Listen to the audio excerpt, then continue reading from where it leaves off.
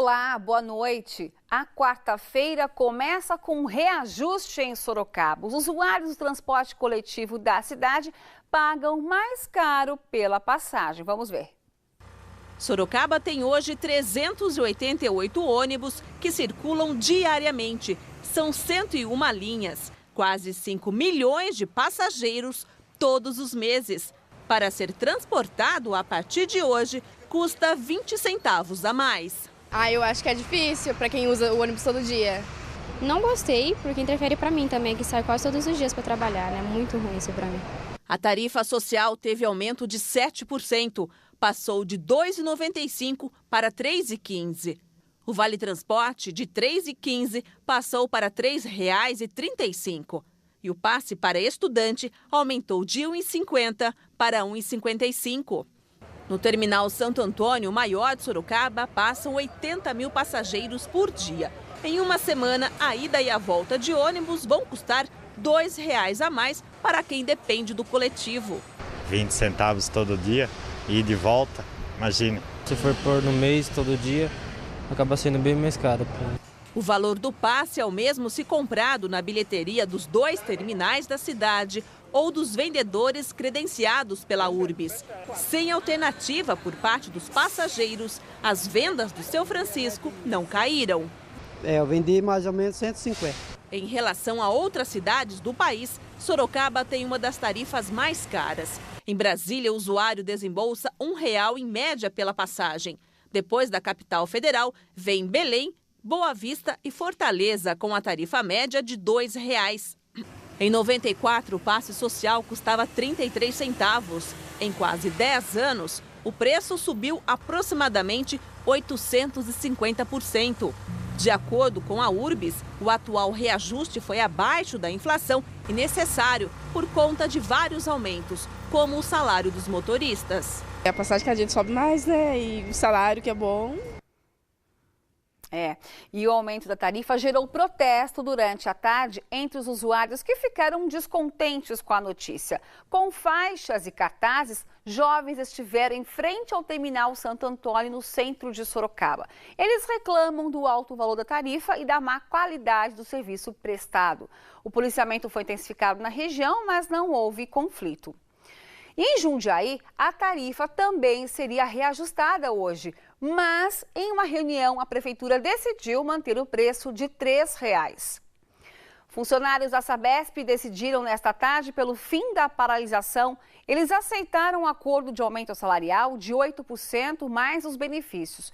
80% dos trabalhadores de 363 municípios do estado de São Paulo, 16 deles da nossa região, como Itapetininga e São Roque, estavam sem trabalhar desde ontem.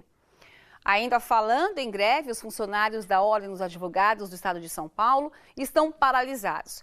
As unidades da região de Sorocaba e Itapetininga aderiram ao movimento, mas garantiram que o atendimento ao público continua.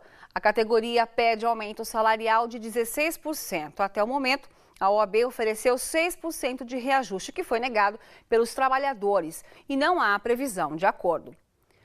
Prestou depoimento nesta tarde em Sorocaba Miguel Aparecido Galdino, operador de empilhadeira que teve a casa destruída na queda do avião na última quarta-feira. Ele foi acompanhado do advogado e deu a versão do acidente. O laudo da perícia técnica deve sair em aproximadamente 30 dias. O avião atingiu 2 casas no Jardim São Guilherme, zona norte da cidade. Os 2 pilotos da aeronave morreram. Um dos detentos que fugiu da cadeia de São Roque durante uma rebelião no começo do mês passado foi recapturado durante um roubo em uma pizzaria na cidade vizinha de Araçariguama. De acordo com a polícia militar, ele estava armado e, segundo a PM, 9 homens ainda continuam foragidos desde a rebelião. E um homem foi preso em Salto de Pirapora suspeito de ter furtado um posto de saúde. De acordo com a Guarda Civil Municipal, quando os oficiais chegaram ao local, o homem já teria desativado o sistema de alarme e separado materiais odontológicos, médicos e de limpeza. Ele foi indiciado por furto qualificado e encaminhado ao CDP de Sorocaba.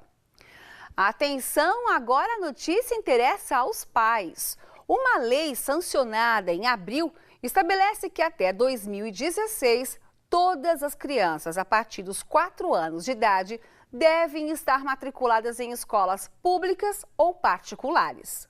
Para os especialistas, há vantagens, porque a criança está pronta para o novo. Esta pedagoga de uma escola infantil afirma que realmente é uma realidade favorável para a educação dos pequenos. A criança é como uma folha de papel, ela está sempre apta a estar percebendo e captando todas as informações que a ela é destinada. Desde a parte pedagógica, como segurar o lápis, limites, coordenação motora. Toda essa parte de prontidão, a criança ela vai respondendo muito rapidamente. A educação é um direito de todos, mas em Sorocaba, muitas mães não conseguem vagas em creches municipais. 100 vagas, superlotadas, 3 cuidadoras para maternal, para cuidar de 30 e poucas crianças, eu acho muito. Não tem como. Esta SEI, que fica no Vanelville, foi inaugurada recentemente e já conta com uma série de problemas. Nem na sala da minha filha não tem lousa. Eles priorizam outras coisas e vai deixando, infelizmente, a população de lado, né? Tudo com filtração. Eu não sei o que entregaram completo aí a obra não, viu? E mesmo com tantas dificuldades, a vaga na SEI é disputada. Jaqueline mora em outro bairro e para conseguir uma vaga para o filho na creche, precisou de muita insistência. Demorou 1 ano e 2 meses para conseguir uma vaga e mesmo assim é bem distante da minha casa. E tem até quem precisou apelar para a justiça para conseguir uma vaga. Fiz inscrição nas 4 creches novas que iam inaugurar, não consegui, aí eu procurei o conselho tutelar e dentro de 30 dias eu consegui a vaga. Outra mãe que busca solução judicial para o problema é a Viviane, moradora do bairro Piazza. A única creche do bairro onde ela mora está com as obras atrasadas desde novembro. Isso obrigou a cabeleireira a procurar vagas em mais de 20 unidades municipais para a filha de 1 ano.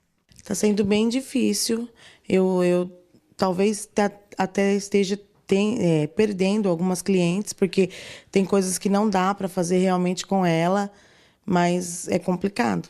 E a situação pode piorar com a nova lei aprovada em abril. Ela estabelece que crianças a partir dos 4 anos estejam obrigatoriamente matriculadas em escolas e com a carga horária de 800 horas anuais, como já acontece nos ensinos médio e fundamental. E para isso, demandará muitos esforços, como a construção de escolas e a capacitação de professores. Segundo a Prefeitura de Sorocaba, atualmente em torno de 9.500 crianças de 0 a 3 anos estão matriculadas na rede municipal de ensino e creches conveniadas. A atual administração pretende entregar 20 novas creches até o ano de 2016, criando 2.000 novas vagas. Porém, a Prefeitura não informou qual é o déficit de vagas na cidade. A gente não tem condições de pagar, né? E a gente queria que fosse de uma maneira mais fácil. Os pais precisam e as crianças gostam da escola. Um carro ficou pendurado na mureta de um córrego na Avenida Bandeirantes, em São Roque. De acordo com a Polícia Militar, a motorista foi fechada por uma caminhonete, perdeu o controle e atingiu a estrutura. A mulher não ficou ferida e o carro foi retirado por um guincho. Um homem foi mantido refém durante um assalto em Pilar do Sul. Segundo a Polícia Militar, 2 homens armados entraram na chácara da vítima e anunciaram o assalto. A polícia negociou com os suspeitos, mas eles conseguiram fugir com o refém em um dos carros pelos fundos do terreno. O veículo e a vítima foram abandonados em uma estrada próxima ao local. Os bandidos levaram uma espingarda e um computador. Por enquanto, ninguém foi preso. Em Tietê foi confirmada a primeira morte pela gripe A. A vítima é uma mulher de aproximadamente 30 anos. Ela morreu no começo da semana, mas só hoje a Vigilância Epidemiológica divulgou o resultado do exame que confirmou a morte por H1N1. Esta é a 10ª morte pela doença em nossa região. Comissão dos Vereadores de Dependência Química em Sorocaba fez visita surpresa à entidade do setor. Os vereadores estiveram em 2 unidades do GRASA, Grupo de Apoio Santo Antônio, no bairro Aparecidinha. A primeira visita foi para fiscalizar a ocupação de vagas em todas as entidades que têm convênio com a Prefeitura. Já que o município não ofereceu os dados dos dependentes químicos internados, os vereadores foram até as instituições. No GRASA, por exemplo, a Prefeitura afirma que são 75 vagas conveniadas. Mas, de acordo com os dados da entidade, esse número é de 65 vagas. Depois de outras visitas, a comissão deve se reunir com o executivo para propor ajustes nos convênios firmados com as entidades. A quinta-feira deve ser de sol e poucas nuvens em toda a região. Em Sorocaba, as temperaturas variam entre 13 e 27 graus. Veja agora como fica o tempo em outras cidades.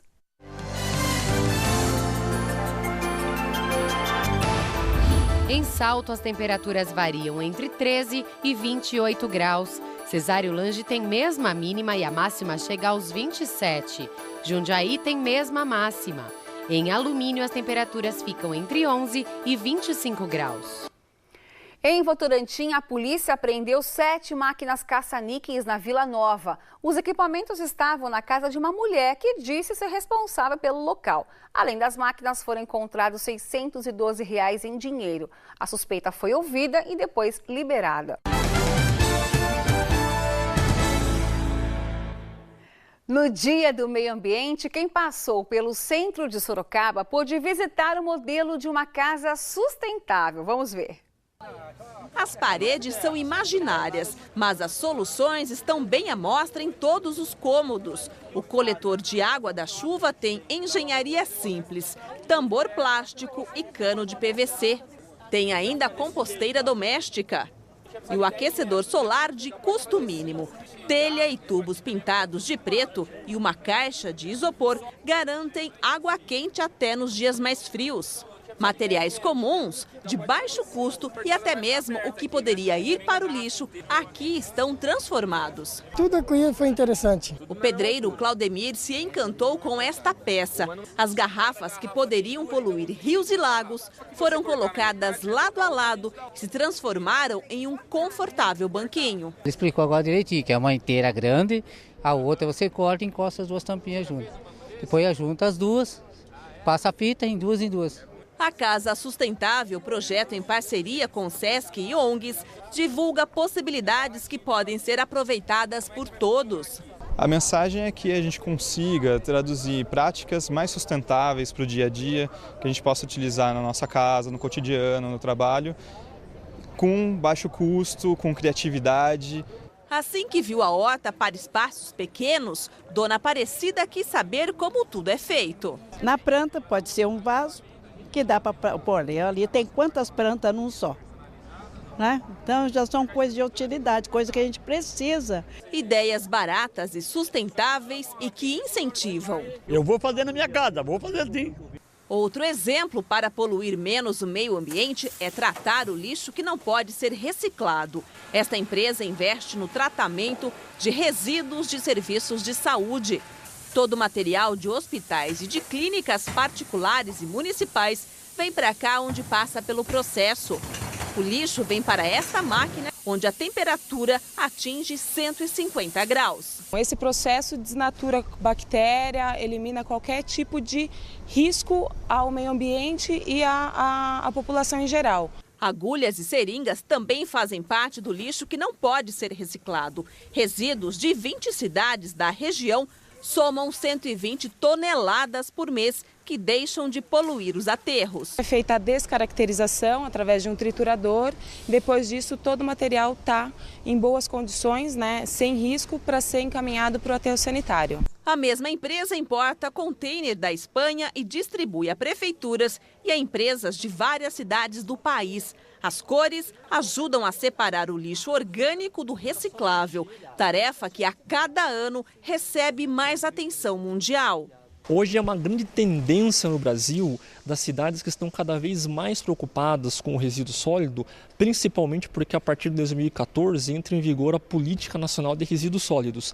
Então todos os municípios serão obrigados a fazer a gestão e a destinação correta do lixo. Tá certo, alguém tem que cuidar do lixo. O Noite Cidade termina aqui, assista agora ao SBT Brasil, amanhã às 7 horas. Não perca o Noite Cidade de manhã com o Fernando Matos. Tenha uma excelente noite.